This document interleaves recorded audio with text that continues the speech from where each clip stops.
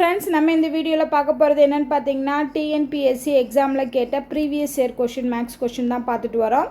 So அதில் இது வரைக்கும் ஒரு 55 கேள்விகள் பார்த்துருக்கோம். ஸோ இன்றைக்கி ஒரு 5 கேள்வி பார்க்கலாம். ஸோ என்ன கொஷின் கொடுத்துருக்காங்கன்னு பாருங்கள். x² + 4y² = 4xy எனில் எக்ஸ் ரேஷியோ ஒய் என்னன்னு கேட்டிருக்காங்க. ஸோ இதை பார்த்தோன்னே என்ன அல்ஜிப்ரா ஃபார்மில் இருக்குன்னா எக்ஸ் மைனஸ் ஒய்ங்கிற ஃபார்முக்கு வரும். அதாவது x² + 4y² = 4xy. இப்போ எல்லாத்தையும் ஒரே சைடு கொண்டு வரலாமா? அதுக்கு முன்னாடி என்ன பண்ணலாம், x², அடுத்தது வந்து y² வர்ற மாதிரி எழுதணும்னா 2² வந்து 4 தான். அப்போ 2y² எழுதலாமா? அப்படின்னா தான் நமக்கு என்ன வரும், மைனஸ் இந்த பக்கம் வரப்போ 4xy வரும். அதாவது 2 × AB அப்படின்னு வரும். ஓகேவா? ஸோ = 0. ஸோ அப்போ இது என்ன ஃபார்முலா இருக்குன்னா a - b² ஃபார்முலாவில் இருக்குது. ஸோ ஏங்கிறது எக்ஸு, பிங்கிறது வந்து 2y. ஸோ இந்த ஃபார்முலாவில் இருக்குது. = 0. இப்போ நம்ம x and y ரேஷியோ கண்டுபிடிக்கணும். அப்போ இந்த ஸ்கொயர் பண்ணணும். அப்போ ரெண்டு சைடும் வந்து ஸ்கொயர் ரூட் எடுத்தோம்னா என்ன ஆயிரும், ஸ்கொயர் வந்து கேன்சல் ஆயிரும். அப்போ நமக்கு ஃபைனலாக என்ன கிடைக்கும், x - 2y = 0. இப்போ x = 2y. இப்போ நம்ம என்ன கண்டுபிடிக்கணும், x ரேஷியோ ஒய்னால x/y கண்டுபிடிக்கிறோம். x/1 என்ன இருக்கும், 2 இருக்கும். அதாவது 2/1 இருக்கிறதா அர்த்தம். அப்போ இதோட ரேஷியோ வந்து 2:1. ஸோ ஆன்சர் வந்து 2:1. செகண்ட் கொஷின் பாருங்கள். இது கொஞ்சம் டிஃப்ரெண்ட்டான கொஷின் தான். அதாவது 1550 வந்து, அதாவது 1550ங்கிற பிரின்சிபல் அமௌண்ட் என்ன பண்ணுறாங்கன்னா 2 பகுதியாக பிரிக்கிறாங்க. பிரித்து அதில் ஃபஸ்ட்டு பார்ட்டை வந்து 5% வட்டி விகிதத்துக்கும் மற்ற பகுதியை வந்து 8% வட்டி விகிதத்துக்கும் தனி வட்டிக்கு சிம்பிள் இன்ட்ரெஸ்ட்டை கடனாக கொடுத்துட்டாங்க 3 வருஷத்துக்கு அப்புறம். ஸோ n = 3 இயர்ஸ்க்கு அப்புறம் சிம்பிள் இன்ட்ரெஸ்ட் வந்து மொத்த வட்டி, அதாவது தனித்தனியாக இவங்க கொடுத்த அந்த கடனோட மொத்த வட்டிங்கிறது 300 ரூபாயாக கிடைக்கிது 3 இயர்ஸ்க்கு அப்புறம். அப்படின்னா அவங்க அந்த 2 பங்காக பிரித்தாங்க இல்லையா, அந்த அசலோட விகிதம் என்ன? ஸோ அப்போ அந்த அசல் எவ்வளோங்கிறது, எப்படி 2ஆக பிரித்தாங்க இல்லையா, அந்த அசலை நம்ம கண்டுபிடிக்கணும். ஸோ அப்போ இதை வந்து நம்ம எக்ஸ்ன்னு வச்சுக்கிட்டோம். அதாவது 5%க்கு வட்டி வீதம் கொடுத்த அந்த அசலை வந்து எக்ஸ்ன்னு வச்சுக்கிட்டோம்னா 8%க்கு கொடுத்த அசல் என்னவாக இருக்கும், 1550லேருந்து எக்ஸை கழிச்சதுக்கப்புறம் இருக்க தான் மிச்சம் இருக்கும். ஓகேவா? ஸோ இப்போ இந்த 2 பார்ட்டு அண்ட் 3 இயர்ஸ் அப்புறம் இதுக்குரிய ரேட் ஆஃப் இன்ட்ரெஸ்ட் வச்சு நம்ம ஃபார்முலா போட போகிறோம்.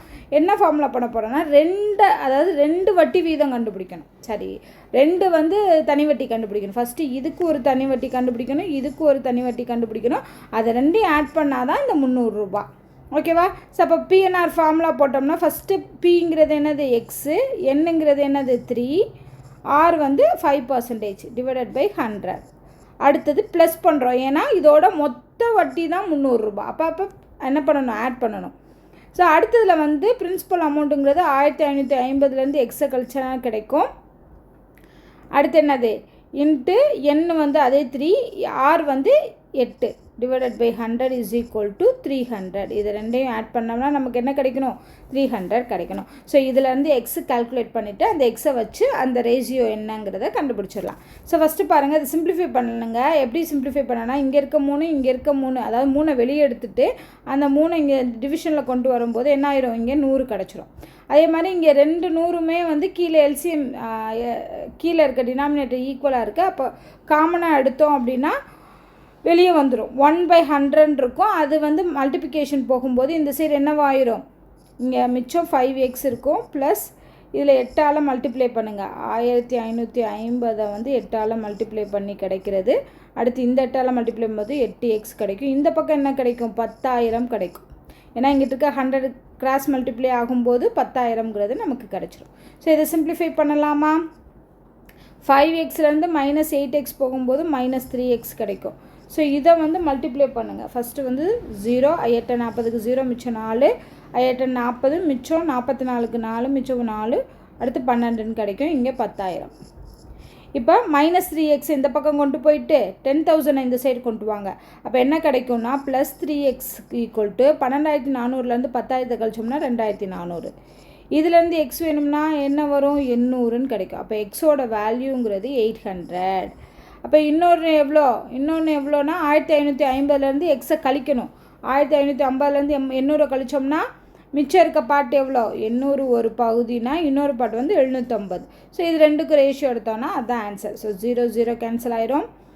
ஓரஞ்சு 5 மிச்சம் 30 ஆரஞ்சா 30 ஓரஞ்சு 5 ஐயஞ்சு 25 அப்போ 16:15 அப்படிங்கிறதான் இதுக்குரிய ரேஷியோ. ஓகே, ஸோ இந்த ஸ்டெப்ஸ்லாம் போட்டால் தான் இந்த சம் வந்து கண்டுபிடிக்க முடியும். நெக்ஸ்ட் கொஷின் பாருங்கள். பைப்பு வச்சு கேட்டிருக்காங்க. ஒரு தண்ணி தொட்டியை நிரப்புவதற்கு ஃபஸ்ட்டு குழாய் வந்து 12 மணி நேரம் எடுத்துக்கிறது. அதே தொட்டியை நிரப்புறதுக்கு ரெண்டாவது குழாய் 6 மணி நேரம் எடுத்துக்கிறது. மூணாவது குழாய் வந்து தேர்டு குழாய் வந்து 4 மணி நேரம் எடுத்துக்கிறது. அப்படின்னா 3 குழாயும் ஒரே சமயத்தில் திறந்து விட்டுறதுக்கப்புறம் தண்ணி தொட்டி நிரம்புவதற்காகவும் நேரம் என்னென்னு கேட்டிருக்காங்க. ஸோ அப்போ இது செஞ்ச மணிங்கன்னா அது செஞ்ச வேலைங்கிறது 1/2, இது செஞ்ச வேலை 1/6, இது செஞ்ச வேலை 1/4. இது எல்லாத்தையும் ஆட் பண்ண போகிறோம். 1/12 + 1/6 + 1/4. ஏன்னா ஒரே நேரத்தில் எல்லாத்தையும் திறந்து விடுறாங்க. அப்போ எவ்வளோ டைம்னு கண்டுபிடிக்கணும். ஸோ இப்போ இந்த 3மே செஞ்ச வேலை கிடைக்கும். அந்த வேலையை ரெசிப்ரோக்கல் பண்ணோம்னா டைம் கிடைக்கும். அவ்வளோதான்.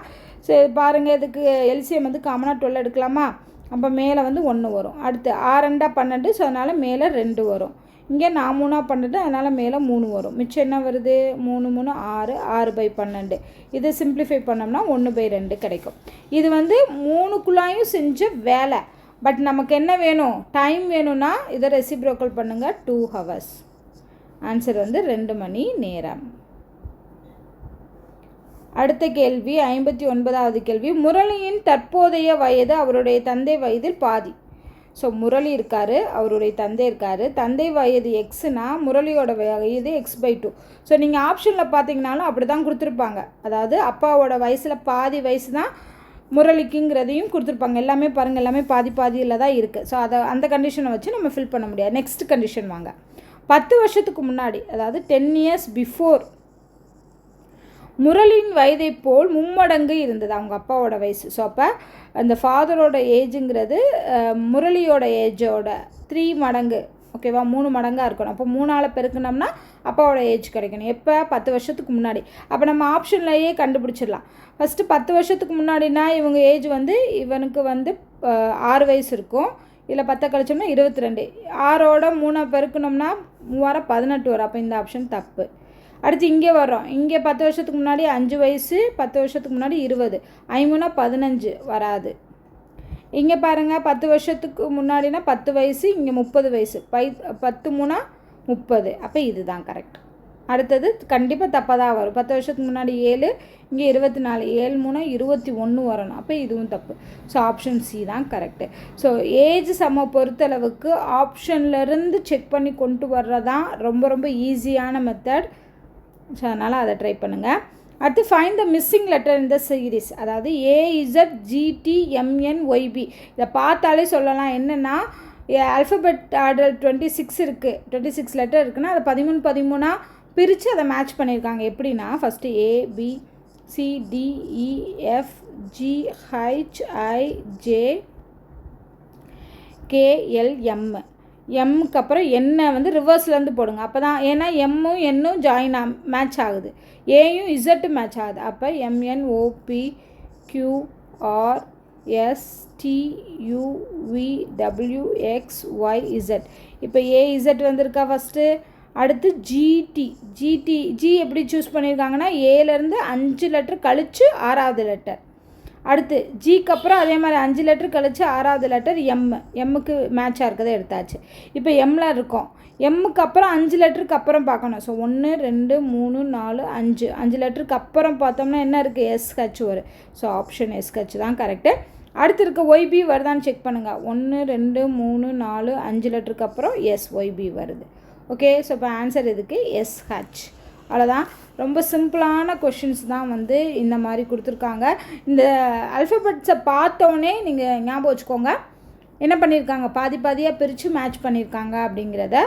ஸோ அவ்வளோதான். இன்றைக்கி ஒரு 5 டிஃப்ரெண்ட்டான டைப் ஆஃப் கொஷின்ஸ் எல்லாமே பார்த்துட்டோம். ஸோ இதே மாதிரி டெய்லி நம்ம சேனலில் வந்து மேக்ஸ் கொஷின்ஸ் வந்து டிஸ்கஸ் பண்ணுறோம். ஸோ தொடர்ந்து பாருங்கள். வேறு என்ன டைப் ஆஃப் வீடியோஸ் வேணும் அப்படிங்கிறதையும் கமெண்ட் பண்ணுங்கள். அது ரிலேட்டடாகவும் வீடியோஸ் கொடுக்கலாம்.